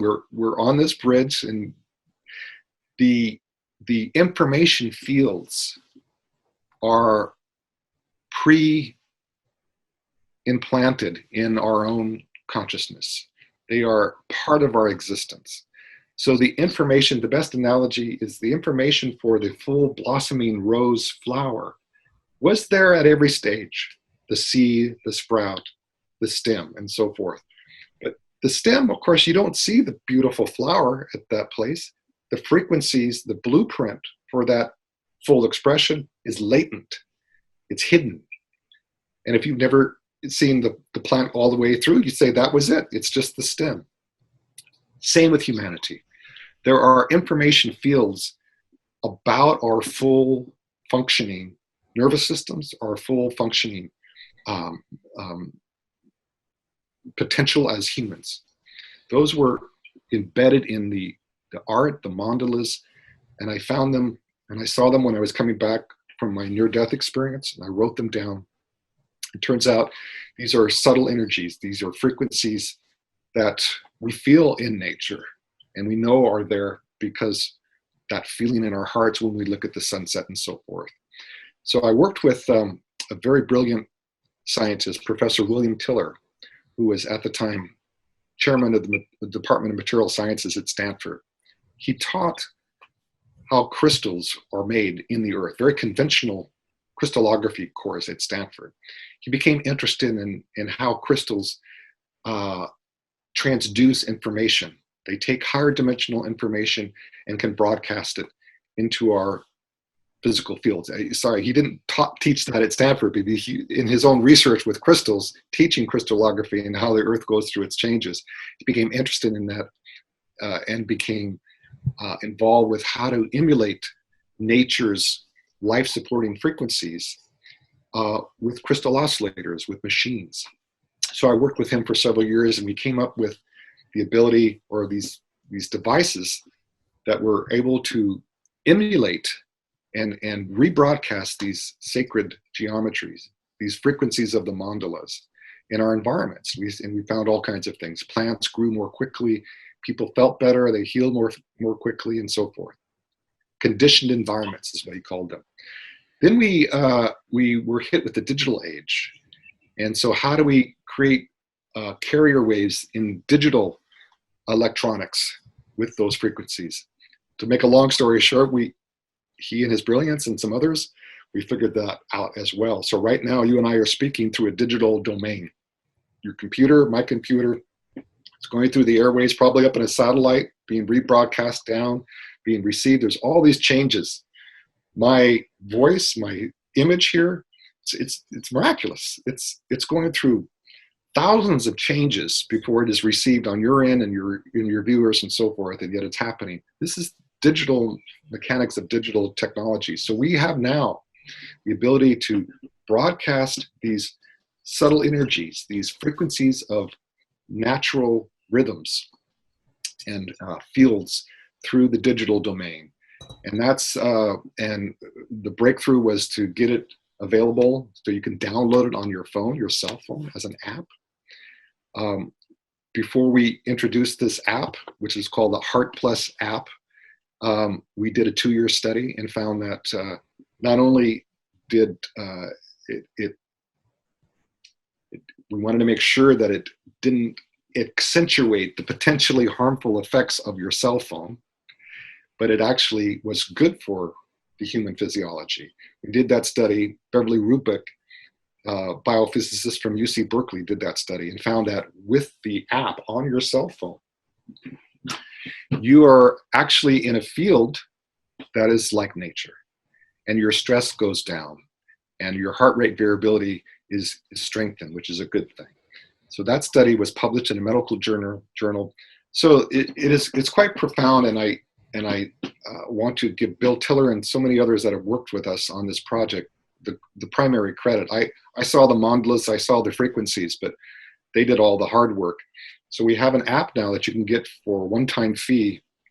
I feel like a sales guy now, which I don't like doing. But it's you can go on. It's a one-time fee of $2, I think, $1.95, and you can download an app. It's called the Heart Plus app on your cell phone. And there are all kinds of frequencies coming out of your cell phone, not just what I can hear and see. There are all kinds of frequencies, and that's another conversation. One of the frequencies, or included in that matrix of frequencies, is these mandalas, is the subtle energetic imprinting or conditioning of those frequencies. And so you can get it on your phone, and people feel better with it. And it's a way to know that we are part of a community as well. You don't have to give your personal information and all. It says right now there's 11,000 people that have, downloaded the app. So yes, that was the result of an amazing experience I had on the other side, or on more whole planes of realities. Then working with Bill Tiller, who's had his own experiences in other dimensions, and modern science. We have now an app that can introduce or re-enliven our natural energies in the midst of these technological achievements we've made. And so essentially what does that do for somebody? It helps to stimulate this evolution to a higher order? Very good, yes. If we're in an environment, Bill calls it a higher gauge symmetry, if we're in an environment that is a higher vibrational environment. What's the vibration? It's nature. It is nature. It's the next highest level of evolution. If we are in that environment, then we resonate with that. And it depends on who we are, where we're at in our own evolution, what thoughts we harbor, what techniques we use, where we're at. It doesn't add anything to us. It doesn't negate any parts of ourselves. But if we are intuiting and we are wanting to participate in a higher love and a higher value of life, those frequencies will enhance those desires, those impulses. Now, what's the significance of the 108? That's present in a lot of ancient Indian chants and also Rudraksha beads and things like that. Why 108? It's a great story. After my near-death experiences and I saw these symbols, I wrote them down, and there was a bunch of them. And working with Bill Tiller, at some point, he was curious because there's a lot of, and he says, how many do you have there, Robert? And how many did you find in the ancient art and in the Vedas? And I literally discounted them. And we all just chilled because it was 108. And you're right, Ethann, 108 is what's called a sacred number, and it shows up in all, if somebody wants to go online and just Google 108, it is like one of those things that something's going on here, that it's not just from one culture or one society. 108 shows up in Cherokee, the Hindu, Buddhism, the Catholic or the Christian, the beads and the rosaries, 108. It's also a frequency of hydrogen and how hydrogen couples with oxygen and makes water. It's one of those signs that there's this great intelligence at play here. And what is that significance though? Is there any significance to that other than the fact that it is obviously interrelated with a lot of things in nature? It was just, it humbled us that number was the quantity. The significance is beyond my ability to fully comprehend. Let's put it that way. Now, from what I understand, you're building some sort of a community and to help introduce more advanced technologies and understanding to the collective consciousness. Can you talk a bit about that? The idea that we can form communities with people that share the same that are resonating with us, you could say, that share this philosophy of coherence, of unconditional love, of appropriate unconditional love. We're not passively letting bad things happen. We're not actively trying to change things in a strenuous way. We are participating with love. The idea, if we get into communities where we know each other and we know that the communities include folks like ourselves, that has significance in and of itself. The fact that we know that there are others that share our own states of consciousness, that share our own philosophical values, your own community and your own TV show. So we want to join in that regard. The power of numbers, the power of a community that consciously know each other exists is a real power. And it's going back to looking at signs like Dean Radin is doing with his random number generators. He's also looking at crime rates and hospital visits and all kinds of things, weather patterns. And, we are a collective force. We are interacting. We are not separate from nature. And the idea of forming a community of 1% came to me a while back.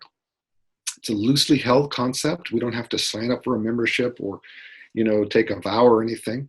It's just knowing that we are all part of this community that believe in the next highest level of good, believe in a potential of life without cruelty, abuse, and suffering. Now, correct me if I'm wrong, but I thought I heard you speak about how you were working with individuals on different technologies. Yeah, I have a little research and development team. Yeah, we're looking to revitalize water. This is my thing. Like I said, when I wake up, is my daughter happy and well fed, and my wife, my dog, I have my body, and then what do I do? So this is what I do. I enjoy working with others that are involved with new technologies, water and plants, and we're working on all kinds of things, and that's what gives me joy. So that's what I was referring to, yeah. What are some of the things that jump out at you in terms of the technologies that you think are going to have the biggest impact or that really interest you the most? Right now, our excitement is around the quality of water. Of course, this is the water planet. We are at least 70% water. Now, what's happened is that water from its natural state from the earth has a certain molecular structure. And the minerals and the trace minerals that go along with it have a particular function in the human body. But what has happened is because the water goes through all these different changes and purification systems, and then chemicals are added and they're taken out and all kinds of, that the water we actually drink, even most of the bottled water, has lost its vitality, has lost the structure that can transduce our higher consciousness, can transduce our life force and our ability to heal more quickly and so forth. So we're working on machines, devices that restructure water, that revitalize it to its natural state, quote unquote. And we've done research on what that looks like molecularly. So that's what we're working on right now. You remind me a lot of the things you talk about in your earlier experiences. You shared how you witnessed or were experiencing how nature interacts within nature, right? And also your interest with water. It's a lot of it resonates very much with the work of Victor Schauberger. I'm sure you're familiar with him, right? Absolutely, yes. Genius. So is there anything you haven't shared in terms of how nature interplays and interacts with itself that anything you haven't shared yet? I think it's fascinating that our cerebral spinal fluid is mostly crystalline. It's mostly sodium chloride. Sodium chloride, salt. It's a very coherent crystal when sodium chloride is in its natural form and not polluted. So our cerebral spinal fluid, which goes up and down our spine, every step we take, every movement we make, it's like a pump, goes up and down from the brain. So there's the conventional understanding of a fluid that's in our bodies that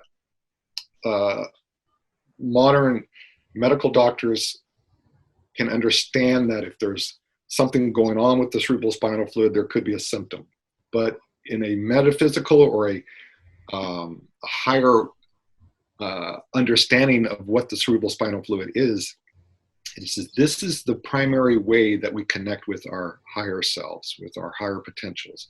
So when Brian Wilson paused and had the download and started creating a great song, that energy was being transduced through his cerebral spinal fluid into his nervous system, into his experience playing the piano. That came in, he had to learn, and there it was, changing that inspiration into a real product or a real contribution to the world, in this case, a hit record. So our cerebral spinal fluid is not functioning at its highest capacity if the water we're drinking is polluted or most of us don't drink really bad polluted water, but even if the water we're drinking is not structured. So it's inhibiting our own ability to come into that zone, to transduce our higher potential, to have those inspirational thoughts of epiphany and insights. And how's your concept of, because structuring water is not a new idea. There are lots of companies and products out there that in some way or another structure water. How is what you're studying or doing different? There are great companies out there structuring water. We haven't found, what we're doing is that we're taking water that's been purified, so the pollutants are out, and we're exposing it to these fields that I mentioned before, these 108 mandalas, 108 sacred ratios of energy. And after a while, the water, the structure of the water, the molecular relationship changes. And so it's like saying pure air. You know, you can have pure air, but there's details that are not addressed with that simple statement. So structured water. What we're doing is we're matching these sacred waters of the planet. We actually looked at the molecular structure of these so-called healing waters from Mount Shasta, from Lourdes, from places around the planet where people drink the water or they bathe in the water and they heal up more quickly. They have sometimes even miraculous experiences. There's a certain signature on a molecular level of the water and a certain ratio of the minerals that we are creating as a reference to this revitalized water. And I haven't heard anybody else doing that. If they are, we're non-competitive. We want to get higher consciousness to the world in any way we can. So I think we're doing something unique at this point, though. So you're using these 108 mantras to restructure the water, essentially? They're subtle frequencies, yeah. Mandalas. Mandalas, I'm sorry. And that's the same technological principles behind the iPhone app or the phone app, right? Yeah. Okay. So basically by using the app, we're restructuring the water in our bodies. It's not that strong. The app on the phone is not that strong. I think over time, we haven't done the research, but in principle, yeah, it's those higher vibrational states of existence that we all go in and out of. We want to have the fundamental physiological references so that when we're in that state, we can access them more quickly and stay there longer, if you will, stay in this higher vibrational state of consciousness, at the same time enhancing our own unique purposes, our highest contribution to others as we live this lifetime. So in principle, if your technology works, then, and we're using these tools to elevate to a more complex structure, does that new awareness or complex structure start moving us further away from the concept of time, to where time is not a factor in our human experience as much, and perhaps we would even be able to exist in our physical bodies for an indefinite period of time? That's a great question. First of all, I'm not being modest or humble, but the technology is certainly not mine. It's something that it's like electricity. It's not Thomas Edison's or even Nikola Tesla's. Electricity has always been the case. It's part of nature. Thunder and lightning, you know. So like that, gravity, like that, what we're doing is working with this phenomenon in nature of subtle energy that enhances growth, that enhances the next highest level of evolution for a plant, for a cell, for a human being, for an animal, for rocks and the planet. So these are fields that have always been there. So in terms of time, it's part of the definition of physicality. It's a temporal condition. It's something that our bodies have evolved with the cycles of the Earth around the sun and the planet and the planets, and it gets into the idea that time is a product of photon collisions. Technically, it is the speed of light, and the speed of light is coming from stars and the sun, and reflected off this and that. And there's a limitation, so-called limitation, that anything less than that is what that or less than that we call physical existence, the laws of physics. Now, I believe, and you're suggesting something here that I think intuitively we all know, that there's something faster than light, which does change time, does change the reality of time. And in fact, this I had the great pleasure of meeting Edgar Mitchell. Edgar Mitchell was an astronaut that walked on the moon. He was one of the few human beings that have been privileged to walk on the moon. And while he was in the lunar module, and he got back into his spacecraft, he did an experiment with people back on Earth. And the short story is that he did a mind consciousness experiment, like a psychic experiment, to see if he could see symbols. And he wrote down the time that he saw these symbols. And it turned out that back on Earth, the symbols that they were broadcasting that he picked up intuitively, it was exactly, there was no time difference. There was no time difference. And he wanted to see, because he had had the experience on Earth, you could separate so far on Earth, he wanted to see if there was a time difference being all the way at the moon, and there was no time difference. So he formed this organization I mentioned, IONS, wrote a book about it, and there's experiences of timelessness, which gets into the idea of the eternal soul, the idea of eternal love. It is not bound by the collisions of a photon. It's not even affected by that. At the same time, it is showing itself within the domain of photon collisions, within the domain of physical existence. So there's a both and. We are eternal and we are temporal. We are mortal. We have our times. And the idea of immortality in the physical form, I've not thought about too much. And others can take that topic. I believe that I think once we have reconciled this fear of death, once collectively we reach the point where we know that death is not the end, it is just a change, then it really opens up the possibility of life in freedom, whether we're in this body or another body, or in this lifetime or another lifetime. And I'm open for immortality in the physical body. I'm not opposed to that either. So to sum that up, then essentially a state of love or flow or whatever we want to call it is a state that is also a state that is required for a telepathic society, but it also seems to be a timeless state then. Does that make sense? Very true. There is the paradox. That's why the mind has to let go, because the mind is looking at time events. This thing happened, this thing happened, this thing happened. I remember this, I remember this, I remember this. I'm projecting this, I'm projecting this. It's a temporal part of our nervous system, the mental domain.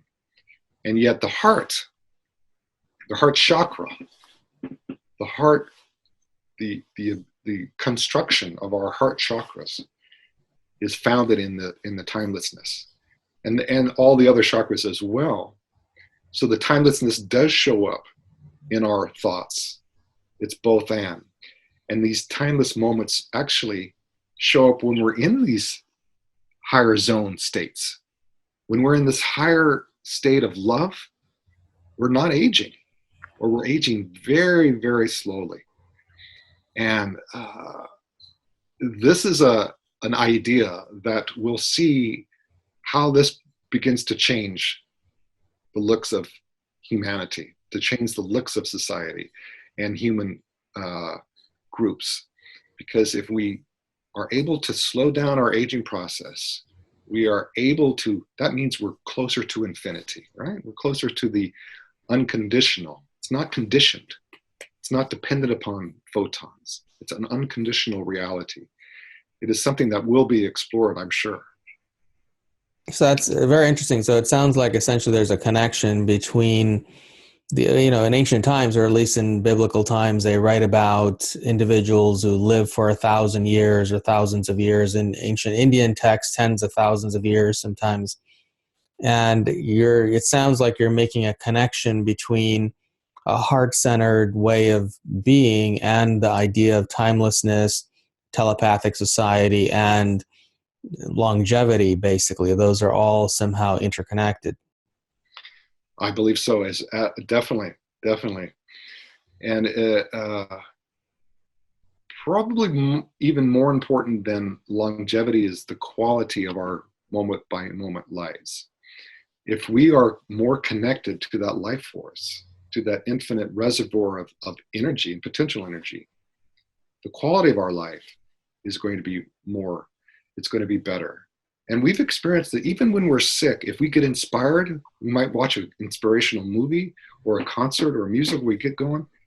Even in spite of our sickness or our flu, we have a cold or something, in those moments, the pain and the discomfort is much less. It's not because we're thinking our way out of it. It's just that we've connected to this higher frequency of energy, and our experience, our reality is improved just with that connection. I've heard you speak a lot about how really we only need 1% of any consciousness to move the whole of a consciousness into a new idea or a new reality. Are you finding that that's actually, I mean, are you able to measure that, or to say that you see that happening in the world, that we are moving toward a higher consciousness, more complex or more spiritually evolved uh, global consciousness? And do you see that 1% occurring, or has it already occurred? It is a theory. We haven't proven it out. The Transcendental Meditation Organization has shown that small groups of meditators in cities meditating, and they're not meditating on anything in particular, it's that technique we talked about. Crime rate goes down, and hospital visits go down. And at first they thought it was 1% required, and then it even became smaller, the square root of 1% of the population of that city. So we're looking at that research. And also in physics, there are some real examples. And one of the ones I love is the laser beam. You have incandescent light, random photons that are going every which way. It's our artificial lighting. If you, in a laboratory situation, if you get just 1% of those photons to have the same wave structure, constructive interference they call it, coherent with each other, then it affects the other 99%. So the random photons, all that you need is just 1% of the population of photons to have the same way of propagating itself through space, and it turns into a laser beam, which is 100 million times as powerful. In a laser beam, you're not adding more photons. You're just creating coherence within the existing population of photons, if you will. And that's also a theory for humans and group consciousness as well. Which of the, just to go back a little bit ways into your history, which of the songs on the Beach Boys albums did you perform on? Oh, well, we performed all the songs. I was only on one album, and it was during a time when they didn't make any hit records from that album. But on stage, I performed all the great songs, Good Vibrations, California Girls, all those wonderful harmonies. Yeah, it was quite an awesome experience. And Good Vibrations was my favorite. We're talking about vibrations and just the way that song was made. We'd get into that zone more easily with that song. The audience would just start to sway. And, for your audience, any of your audience that's young enough, old enough to remember that song, it has a powerful effect. So I really enjoyed that one. Is that the one that you said that Brian Wilson, just in one moment in a stream of consciousness, created? It wasn't. He actually downloaded Good Vibrations very quickly, but it took him more than a year because he heard it, and then he tried to get the musicians in the studio to match what he was hearing, and it just took forever because he was hearing sounds that had not been created before. That's a wonderful story. So he had to combine instruments, cellos and clarinets together over and over, trying to find it. Until he said, wait, it's still not it, still not it. And then finally, oh yeah, that's what I was hearing. So he downloaded the song very quickly, but it took him a long time to duplicate that or get a song to match his download. Is that other song that you mentioned earlier in your example, is that an actual public song, or is that? Never made it because, by the way, the next morning he had forgotten it. We didn't have musicians. We couldn't write it down quick enough. But he was just it would happen again and again. So people that are plugged into that kind of genius, Paul Simon's another one, Peter Gabriel, there are examples. They're always hearing music. They're always hearing songs, and they can't write them down fast enough. That's just a gift that they have. We all have our gifts. We all have our fields where we can connect and find that inspiration and that uniqueness. Well, tell us for our viewers who are unfamiliar with your work, where they can find the iPhone app, and also, I'm sure it's available on different platforms, and your book and all the other things that you're involved in, how they can get involved as well. Sure. It's loveisthepower.com. Loveisthepower.com. Love is the Power is the name of the book. So on that website, you can go, it links you right to Amazon. You can get it Kindle, I think, or a paperback. It also has from that same website, you can go to Google or the App Store. If you have an Android phone or an iPhone, you can download the app right from that website to your phone. And so that's the best place. It has our research and other things on that website as well. Great. Well, it's been a real pleasure having you on the show with me today. Thank you for spending so much time, and hopefully we can have you back again in the future. Ethan, I'd love to be back. Thank you very much. It's been a privilege to be on your show. Thank you. I hope you enjoyed this episode of Wake and Empower TV with my special guest, Robert O. Williams. Join me next week as we speak with another incredible individual who's standing on the leading edge and changing the world.